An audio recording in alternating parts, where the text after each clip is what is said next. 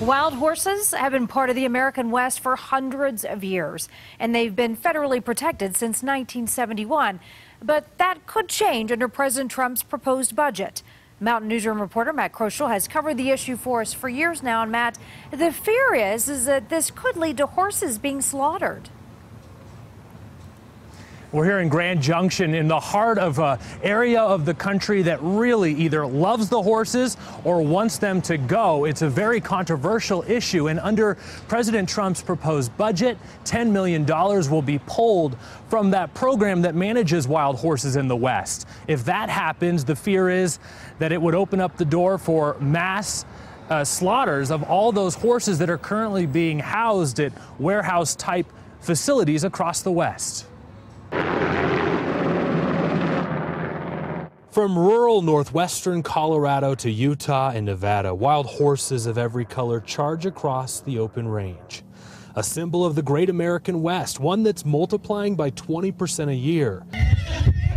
This was the view of a recent roundup operation in neighboring Utah. Just in the last 10 years, we've gone from 30,000 to over 70,000. For decades, the Bureau of Land Management rounded up excess horses and placed them in private ranches and feedlots until they've run out of space. An operation CBS 4 cameras have followed along for.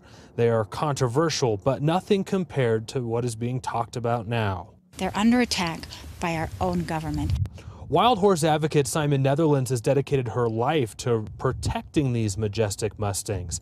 Advocates want time to try new types of contraception to control the population. We want to be able to have an accurate shot, but we don't want to hurt the horse. Jim Schneppel volunteers with the BLM to administer PZP contraceptive shots to horses. It costs less than $30 per horse and can last for up to a year. But the new federal budget could make scenes like this history.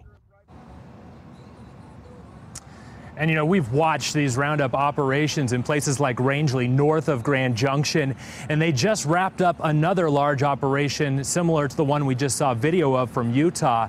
They captured dozens of horses. All of the horses captured here in Colorado are sent to a facility in Canyon City. Reporting tonight in Grand Junction, Matt Kroschel covering Colorado First.